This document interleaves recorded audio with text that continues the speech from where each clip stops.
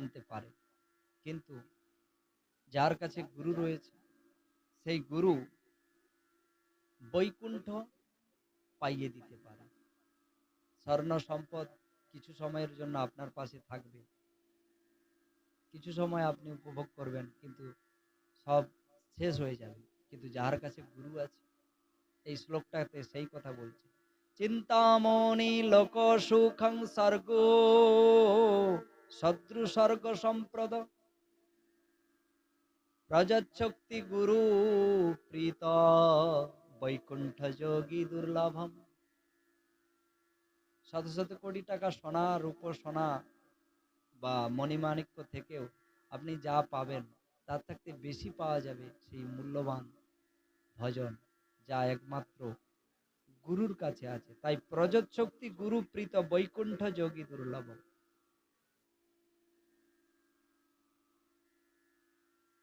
তাই গুরুদেবের অর্চন বন্দন করাই আমাদের জীবনে সব থাকতে বড় প্রাপ্তি। কারণ গুরুদেব ছাড়া আমাদের গতি নেই। তো গুরু পরম্পরা অনুযায়ী যিনারা দীক্ষাপ্রাপ্ত হয়েছেন তাদের পদযুগলে আমার অশেষ কোটি দণ্ডবত প্রণাম। তাদের আমি আর কি বলবো, তারা তো সেই বৈকুণ্ঠ পদ পেয়ে গিয়েছে। আর যারা এখনো পাননি তাদেরকে বলছি গুরুচরণ আশ্রয় করো। গুরু চিনা, গুরু বিনা গতি নাই, গুরু বিনা মুক্তি নাই। তবে দেখা দেখি চাষ 12 মাস এটি করবেন না। একজন শিষ্য এক জমিদার বাড়িতে দেখে এসেছে গুরুদেবের কিভাবে সেবা হয়, কিন্তু সে সম্পূর্ণটা দেখে না, অসম্পূর্ণ অল্প করে দেখেছে। যে গুরুকে সেবা দিতে গিয়ে গুরুদেব যদি বারবার না বলে, কিন্তু গুরুদেবের কথা না শুনে জোর করে তাকে সেবা দিতে হয়, এইটুকু তিনি শুনে এসেছেন। ভালো কথা। এখন তিনি যখন গুরু সেবাটা দেখেছিল তখন সেই সময়টা ছিল গ্রীষ্মকাল, জ্যৈষ্ঠ মাস। গুরুদেব এসেছে, তো গুরুদেবকে কি করেছে, পদার্ঘ্য জল দিয়েছে, তারপরে গুরুদেবকে শীতল 21 বালতি জল এনে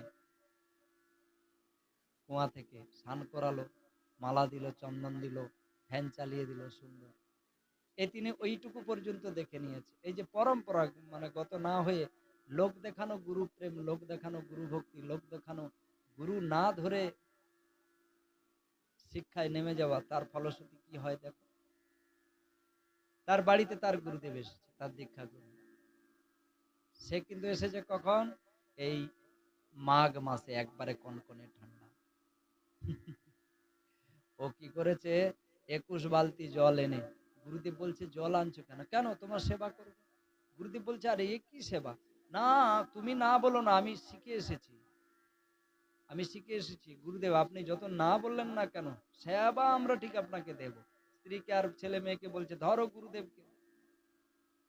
এই গুরুদেবকে জাঁকিয়ে ধরে গুরুদেবের সব পোশাক খুলে 21 বালতি জল ঢালছে, আর গুরুদেব কান্নার সঙ্গে বলছে বাঁচাও, আরে আমার কফ হয়ে যাবে, আমার জ্বর হয়ে যাবে, আমি মরে যাব, আমাকে ছাড় ছাড়। কোন রকম গুরু ফাঁক পেয়ে দৌড়ে পালানো।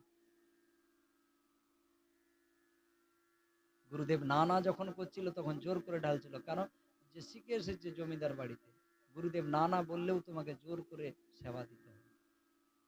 তাই অল্প বিদ্যা ভয়ঙ্করী ব্যবসা। অল্প কিছু করবেন না, অল্প কিছু করতে গেলে ধরা পড়ে যাবে। এই জন্য আগে ভালোভাবে গ্রন্থ, গুরুচরণ আশ্রয়, বিদ্যা অর্জন গুরুর কাছে ভালো করে করো, তারপরে সেবায় নামো। সেবা ভুলভাল হলে তো হবে না। সেবায় যেমন শান্তি রয়েছে, সেবায় যেমন সুখ রয়েছে, সেবায় যেমন প্রাপ্তি রয়েছে, সেবায় তেমন অপরাধও রয়েছে। তাই গুরুচরণ আশ্রয় করে অপরাধ করা উচিত নয়। এখানে তাই ভাগবতের শ্লোকে বলছে যে চিন্তামণি লোক সুখং সদৃশর্গ সম্প্রদ প্রজচ্ছক্তি গুরু প্রীত বৈকুণ্ঠ যোগী দুর্লভম। যদি গুরুকে ভালোবাসো তুমি, বৈকুণ্ঠ যোগী দুর্লভম, মানে বৈকুণ্ঠ প্রাপ্তি আপনি পেয়ে যাবেন। সুতয়ুবাচ প্রীতি সৌনক্যচিতে ব্রচামি বিবার্যশ্চ সর্বসিদ্ধান্তং নিষ্পন্নং সংসার ভয়নাশন। সংসারে ভয় থেকে কিভাবে নাশ পাবো সেই যুক্তিটি আমাদেরকে বলো। হে সৌনক্য, তুমি খুব ভালো, মানুষেরা সাধুগুরু বৈষ্ণব দেখলে হাত বাড়িয়ে দেয়, হাতে রেখা দেখায়, কি করে পদ উন্নতি হবে সেই দেখায়, কি করে আমার সংসারে মঙ্গল হবে, একতলা আছে দোতলা হবে, ঘর বাড়ি হবে, এইগুলি দেখায়। সাধুগুরু বৈষ্ণব দেখলে হাত দেখায়। আর বাঙালিতে সাধুগুরু বৈষ্ণব দেখলে দেখবে ছোট ছোট মায়েরা ছেলেদেরকে বলে ওই সাধু আছে ধরিয়ে দেবে, ছোট ছোট ছেলে মেয়েরা ভয়ে পালিয়ে যায়। তাহলে এই দুই কারণে সাধুগুরুকে দেখে, প্রণাম জানানোর জন্য নয়, আর তার কাছে কোনো আত্মতত্ত্ব জ্ঞান নেবার জন্য নয়। তাই এখানে শৌনক মুনি চিত্তকে বলছে যে তুমি সর্বসিদ্ধান্ত নিষ্পন্ন, তুমি একবারে সুন্দর কথাটি গুছিয়ে বলেছো যে কলিযুগের জীব হিংসা প্রায় জীবাশ্চা সুরাগত ক্লেশ কান্ত তথৈব সধনে কিম্পরায়ণ, এইসব প্রশ্নগুলো, উত্তম প্রশ্নগুলি তুমি আমাকে বলেছো। তোমার মঙ্গল হোক। अर्घबंधनम च कृष्ण संगस्त हेतुकम ताह देहो विदुने स्वामी साधनतनाय काल व्यालम मुखग्रास त्रास निर्नाश हेतवे श्रीमत भागवत शास्त्र कलो किरणे भासितम। সুত গোস্বামী বলছে যে ভয়টা তোমরা করছো সে ভয় পাওয়ার কোনো কারণ নেই। কেন না জানো? ভয়ের একটা কারণ রয়েছে, সেই ভয়টা পৃথিবীর সব মানুষ যে যত বড় হোক না কেন একটা জিনিসকে ভয় করে, সেই ভয়টা হলো মৃত্যু ভয়। মৃত্যুকে কে ভয় করে না? মৃত্যুকে সবাই ভয় করে। কেন না, যদি জানতে পারে আমরা কোথায় আছি, বর্তমানে আমরা কোথায় আছি। অনেকে বলবে ভাগবত বাসরে রয়েছে, কোনো অসুবিধা নেই, কিন্তু আপনাকে একটা সাপ গিলে খাচ্ছে, আপনি কি জানেন? कालव्यालं मुखाग्रास निर्नाश हेतव। কাল কথার অর্থ সময়, ব্যাল কথার অর্থ হলো সাপ। সেই সাপটি আর অন্য কিছু নয়, সেই সাপটা হলো সময়। সময় যে গিলে গিলে আমাদের খাচ্ছে, আমরা বুঝবো কি করে? নরম তুলতুলে কত সুন্দর কুলোয় শোয়া আমার শরীরটা ছিল, সেই শরীরটা 18 বছর কি আর কোথায় গেল? তাকে কি দেখতে পাবে তুমি? সে শরীরটা কেথা গেল? সে শরীরটা তোমার ওই 18 বছরের পূর্ণ শরীরের ভেতরে মারা গিয়েছে। কালটা সরে গিয়েছে, সময়টা চলে গিয়েছে। আবার 18 বছর শরীরটা 45 বছরের যখন আধো জীবন হয়ে যাবে, ওই 18 বছর শরীরটা কোথায় গেল? তোমার ওই শরীরের ভিতরে আবার মরে গেছে। তার মানে কি? কাল রূপে ব্যাল, কাল রূপে সর্পটা যে তোমাকে গিলে গিলে খাচ্ছে, তাই তোমার পদে পদে ছন্দ পরিবর্তন হচ্ছে।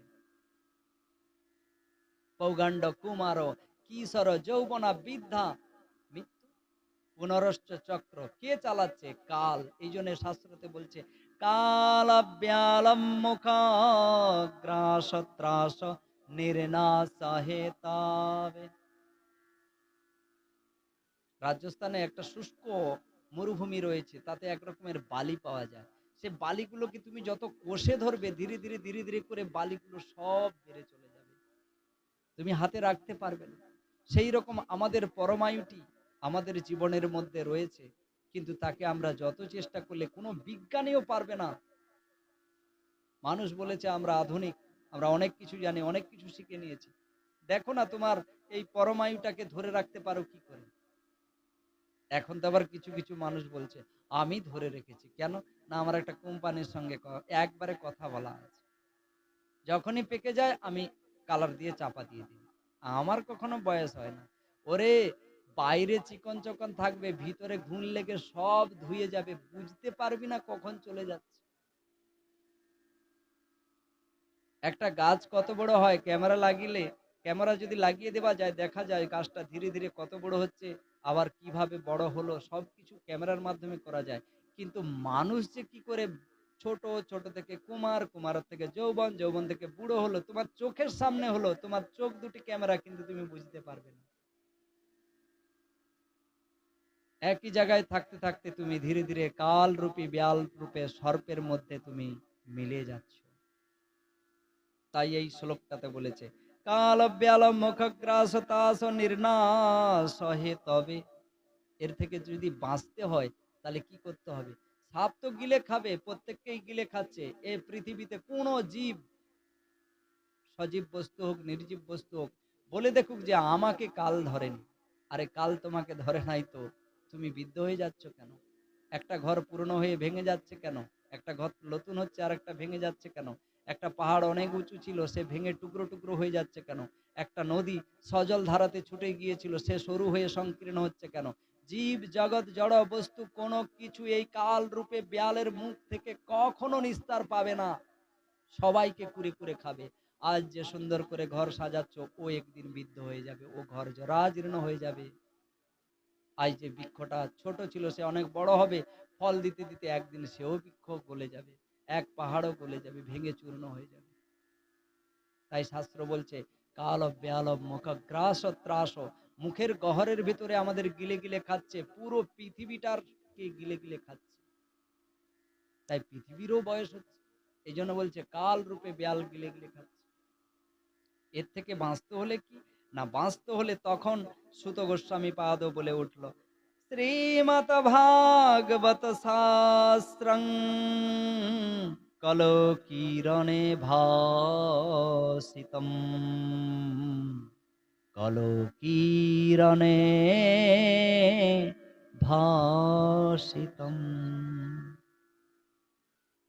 হে সৌনক্য, এই কালরূপী বেয়ালের মধ্যে থেকে তুমি যদি বাঁচতে চাও, তাহলে তোমাকে ধরতে হবে কি, শ্রীমদ ভাগবত শাস্ত্র কলকিরণে ভাসিতাম। একমাত্র কলিকালের মানুষ যদি ওই ভাগবত শাস্ত্র পঠন পাঠন করে, শ্রবণ কীর্তন করে, তিনি বুঝতে পেরে যাবে নিজের আত্মতত্ত্ব কথা। তাকে আর কখনো মারা যায় না, আর পুড়নো যাবে না। সে নিজ হতেই বুঝতে পেরে যাবে আমি কেউ নয়, আমার ভিতরে রয়েছে পরমাত্মা, আমি তো খাস মাত্র। এই ভাগবত কত বড় মূল্যবান জানো? পরীক্ষিত কথং বক্তা সভয়ং সংস্থিত সুখে সুধা কম্ব গৃহস্থৈব দেবস্তত্র সমাগমঃ। হ্যাঁ, এই ভাগবত কত বড় মূল্যবান কথা জানো? এই ভাগবত কথা শ্রবণের করার জন্য সবাই শুনতে পারলো যে পরীক্ষিত মহারাজ সপ্তাহ দিনের ভিতরে শ্রমিক মনির ছেলে সিঙ্গি তাকে অভিশাপ দিয়েছে, মৃত্যু প্রাপ্ত হবে। দেবতারা চাইলো যে এ তো স্বর্গের অমূল্য ধন, ভাগবত, এ তো আমাদেরকে পঠন পাঠন করবে, অমৃত কথা, কিন্তু মানবের কাছে বিস্তার করে দেবে সুখদেব, তা করলে তো হবে না। চলো আমরা অমৃত নিয়ে গিয়ে পরীক্ষিতকে বাঁচিয়ে দেব, আর সুখদেবকে বলবো যে তুমি এই সুধা কথা ভাগবত কথা নিয়ে আমাদের সঙ্গে স্বর্গে চলো, আমাদের স্বর্গে গিয়ে শোনাবে। তাই তারা এসেছিল, এসে কি বলেছিল, পরীক্ষিত কথায়ং বক্তা সভায়ং সংস্থিতে সুখে সুধাস কুম্ভ গৃহতব্য তত্তেবাস্তত্র সমাগমঃ, এ বয়ং বিনিময় জাতা সুধারঙ্গা প্রিয়তাম, প্রশাসম্য বয়ং সর্বে শ্রীমত ভাগবত মৃতম, শ্রীমত ভাগবত মৃতম। হে সুখদেব, তুমি ওই পরীক্ষিতকে বাঁচিয়ে দাও, এই সুধা নিয়ে নাও, তার বিনিময়ে আমাদেরকে ভাগবত শোনাবে, চলো। সুখদেব গোস্বামী পাদ একটু হেসে উঠলো, বললো, এ ছালিয়া, এই দেবতাগণ এরা ছল করে দধিচি মুনিকে বলছিল তুমি মরো, তোমার হাড় নিয়ে বজ্র বানাবো। এরা অমৃত পেতে চায়, সমুদ্র মন্থন করলো, কিন্তু কি হলো, শিব ঠাকুরকে নিমন্ত্রণ করে না, পরে ফেসে গেল, শিব ঠাকুরকে নিমন্ত্রণ করে। এরা ছল করে, যেতে সুখ পায় তাই দেখে দেবতা। তাই আমি তোমাদের কথায় গলে যাব না। তোমরা যে বলছো তোমাদের অমৃত, তোমাদের অমৃতের অতটা মূল্য নেই যা মূল্য রয়েছে ভাগবতে। তাই শ্লোকটি তিনি বলে উঠলেন, কক্কাসুদা কক্কথা কক্কাচ মনির মহান বম্ভরাত বিচারশ্চৈবং তথা দেবঞ্জনাহস্মম। কি তোমার ওই অমৃত, কোথায় কাঁচ, কোথায় মণি মাণিক্য, দুজনের ভিতরে পার্থক্য নেই? সেই রকম তোমার ওই অমৃতের অতটা মূল্য নেই যতটা ভাগবত কথায় আছে। কেন বলো তো? অমৃত খেলে তুমি দেবলোকে বাস করবে, ৭,০০০ বছর বাস করার পর আবার পুনরায় তুমি সেখান থেকে মৃত্যু হয়ে মর্তলোকে ফিরে আসতে হবে। আর যদি সুধা কথা, ভাগবত কথা শ্রবণ করেন, তাহলে কি হবে? বৈকুণ্ঠ প্রাপ্ত হবে, যেখান থেকে আর কখনো ফিরে আসতে হবে না। সেখানেই থেকে গোবিন্দের সেবায় নিত্যলোক ধামে প্রবেশ করে যাবেন। শ্রী গুরু নিতাই গৌর প্রেমানন্দে হরি হরি বল। অভয়স্তাং বিজ্ঞায়ন দত সকথামৃতম শ্রীমৎ ভাগবতে বার্তা সুরানামপি দুর্লভা। এই বিনিময়ে দেখে আমার সুখ গোস্বামী পদে একটু রেগে গিয়েছে। যদি তোমরা শ্রদ্ধার সহকারে বলতে যে হে গোস্বামী, হে সুখদেব, আমরা এসেছি, আমরা তোমার সামনে বসে ভাগবত কথা শুনব, তাহলে আমি শুনিয়ে দিতাম। কিন্তু তোমরা ওই অমৃত নিয়ে এসে এই সুধা কথা, মূল্যবান সুধা কথা বিনিময় করেছো, এতে আমি রাজি হব না। তাই তিনি রাজি হলেন না, বিনিময় করতে চাইলেন না। আর আজকাল পৃথিবীতে শুধু বিনিময় চলছে। আগে রেট করো, পরে ডেট করো, নাকি? পৃথিবীতে এখন অর্থ ছাড়া কেউ ভাগবত কীর্তন কোনো কিছু করছে না। কি গো, 45, 40, 50,000 এইভাবে সব লাট ডেকে যাচ্ছে, এগুলো ঠিক নয়। হ্যাঁ, যদি গৃহস্বামী কিছুটা প্রণাম করে প্রণামী দেয় আপনাকে, আপনার যোগ্যতা অনুযায়ী প্রণামী দেয়, তাতে কোনো বাধা নেই। কিন্তু দর কষাকষিটা তো ঠিক নয়। এই করে কি হয়? তাই এখানে বলছে বিনিময়ে। দেখো, আমি বলছি না, শাস্ত্র বলছে। অমৃত নিয়ে ভাগবত কথা বিনিময় করলো, আর এই বিনিময়ের জন্য আমার সুখদেব গোস্বামী পাদ তাদেরকে ভাগবত দিল না। যদি শ্রদ্ধা করে তোমরা বুঝতে, তাহলে তোমাদের ভাগবত কথা শোনা। এই তারা রেগিয়ে একবারে, হ্যাঁ, খুব ক্রোধ করে কথা গেল না ব্রহ্মদেবের কাছে। ব্রহ্মদেবের কাছে গিয়ে বলছে, চলো, তোমার সৃষ্টিতে একজন ভক্ত পরীক্ষিত, সুখদেব প্রভুপাদ, তিনি কি করছেন না সাধারণ মানুষের কাছে অমৃতময় কথা, ভাগবত কথা প্রচার করে দিচ্ছে, যাবে দেব বিরোধী, তুমি চলো, বাধা দেবে। তখন ব্রহ্মা বলছে, আচ্ছা ঠিক আছে, আমি যাচ্ছি, চলো দেখি ভাগবত গ্রন্থ, ব্রহ্মপুরাণ, ব্রহ্মসংগীতা, গরুর পুরাণ, আরো রামায়ণ, মহাভারত, কত কিছু রয়েছে। এগুলো যদি অমৃতময় কথার মধ্যে কি পড়ে না, তাহলে ভাগবত কথা কি সব থাকতে উন্নত কথা? চলো পরীক্ষা করবো। এই বলে একটা দাড়ি পাল্লা টাঙিয়ে একধারে ভাগবত আর একধারে 17টা মহাপুরাণ চাপিয়ে দিল। কিন্তু মাগো, 17টা মহাপুরাণ উপরের দিকে উঠে গেল, একমাত্র ভাগবত নিচে রইল। এ দেখে ধাতা ধাতা এবি বিস্মিতা, অর্থাৎ সব দেবতাগণ বিস্ময়কর হয়ে গেল। এ কি, ভাগবতের এত মহিমা! তাই শ্লোকটাই কি বলছে, লঘু নুন্নানি জাতানি স্বর্গ গৌরবেন ইদম মহম তথা ঋষিগণ সর্বে বিনয়ম পরম যুষু রাক্ষমক্ষ তথা বিজ্ঞ পুরা ধাপিতা বিস্মিতা সত্য লোকে তুলায়ং বদ্ধা তুলয়ৎ সাধনাঞ্জ বদ্ধ তুলায়ৎ সাধনাঞ্জ। দাড়ি পাল্লাতে দেখলো যে সত্যি সত্যি, হ্যাঁ, তারা পুরা ধাতা বিস্মিতা, তারা অবাক হয়ে গেল। 17টা পুরাণ একটা গ্রন্থের নিচের রয়ে গেল, 17টা পুরাণ উপরে উঠে গেল, দাড়ি পাল্লা একটা গ্রন্থকে তুলতেও পারলো না। এই জন্য বলছে ভাগবত মহাপুরাণ সর্বপুরাণের সার। নিগম কল্পতরুর গলিত ফলম সুখ মুখ দ্রব সংযুতম, যাকে সুখ গোস্বামী পাদ নিজে বর্ণন করেছে, নিজে আস্বাদন করেছে। নিগম কল্পতরুর গলিত ফলম সুখ মুখ দ্রব সংযুতম দীবত, দ্রবভূত হয়েছে ভাগবত রসমালয়। এ এমন এক রস যা পান করলে অমৃতের থাকতেও বেশি। মুহুরুহু রসিক ভাবুক ভাবিকা, বারবার করে রসিক ভাবুক ভাবিকারা যারা রয়েছে, তারা এতে পান করে যাচ্ছে, আর অন্যকে ডাকলেও পাশে আসছে না। কেন? গ্রীষ্মকালে দেখবেন, যার খুব তৃষ্ণা পেয়েছে, তাকে যদি আপনি বলেন যে জল খাবেন, সে কোন জায়গা থেকে এনেছো, কিভাবে জল নোংরা আছে কি পরিষ্কার আছে কোনো ভাববে না, সে ঘটঘট করে খেয়ে নেবে, কারণ তাকে তৃষ্ণা পেয়েছে। আর যার তৃষ্ণা নেই, এই জন্য রসিক ভাবুক ভাবুকাকে ডাকছে আমার সুখদেব গোস্বামী পাদ, অন্য কাউকে ডাকছে না। যাদের পিয়াস লেগেছে তাদের ডাকছে, যারা রসিকতা, যারা এই ভাবটা নিতে পারবে ভাগ্য। যার পিয়াস নেই সে বলবে কোথা থেকে জল এনেছো, সাবমার্সেলের জল, একুয়াগার্ড আছে, ভালো ছাঁকনি লাগিয়েছো, কোম্পানির একুয়াগার্ড তো, জলটা শীতল তো, কত রকমের প্রশ্ন করবে। কেন না, তার হৃদয়ের ভিতরে পিপাসা নেই।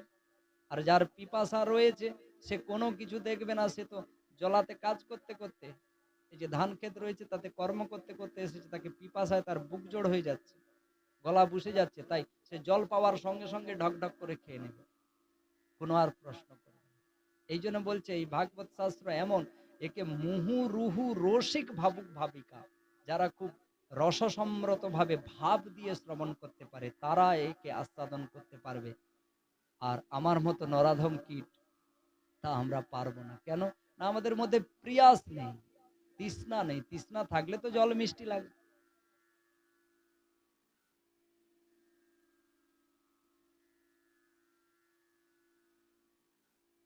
লঘু নুন্নানি জাতানি গৌর